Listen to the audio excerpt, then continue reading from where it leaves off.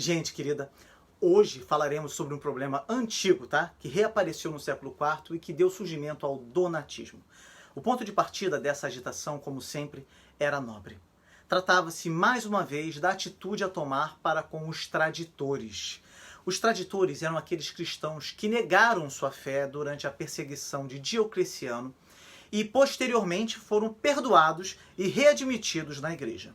Houve bispos que entregaram às autoridades as suas cópias das Escrituras para evitar que caíssem maiores calamidades sobre as suas congregações. Outros entregaram livros heréticos dizendo às autoridades que se tratava das Escrituras cristãs.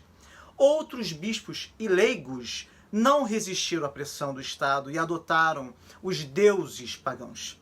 Começaram a adorá-los, exatamente. Por outro lado, não faltaram cristãos que se mantiveram firmes na fé e, por causa disso, foram encarcerados, torturados e mortos.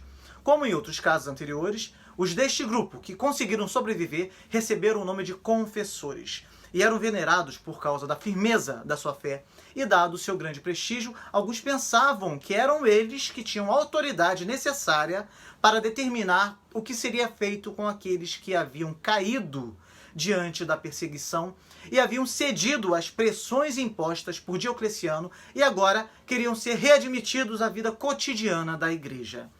É claro que muitos bispos foram contrários a essa prática e insistiam que só a hierarquia da igreja tinha autoridade para promover essa restauração.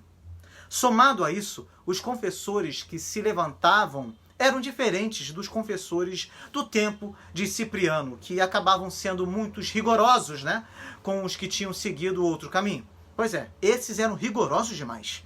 E entre as pessoas que os confessores rigorosos condenavam, estavam os bispos que tinham entregue as Escrituras, os quais, juntamente com outros líderes, foram chamados também de traditores. E foi assim que a heresia de Donato de Casanigra começou a ganhar mais e mais adeptos, ao mesmo tempo em que todo um corpo doutrinário foi sendo desenvolvido por ele para dar base aos seus argumentos de que a igreja precisava ser dura com os traditores, com os traidores da fé. Se você assistiu ao vídeo de estudo, você sabe muito bem o que acabou acontecendo. Eu vou falar sobre isso ao longo da semana, tá? Mas eu gostaria de chamar a atenção para algo que merece a nossa consideração. A igreja sempre teve que lutar contra as heresias e cismas que iam surgindo e ameaçando o cristianismo. Mas os piores problemas eram e continuam sendo os que são gerados dentro da própria igreja e fazem da igreja um campo minado prestes a explodir a qualquer momento.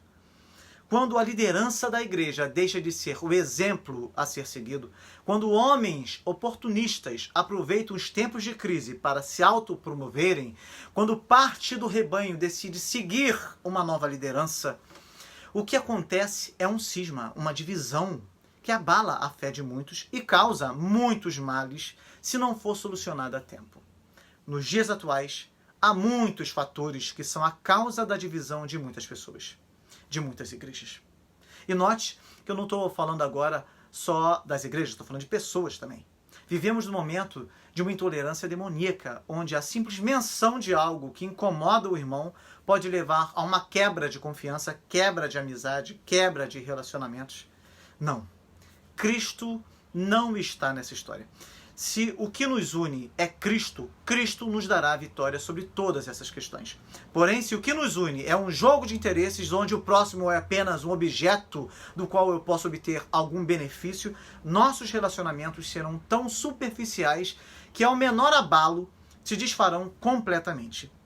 O orgulho, a vaidade e o sentimento de superioridade foi o que levou ao surgimento da seita herética de Donato. O donatismo era defendido por aqueles que se julgavam superiores aos que haviam caído, mas se arrependiam, tá?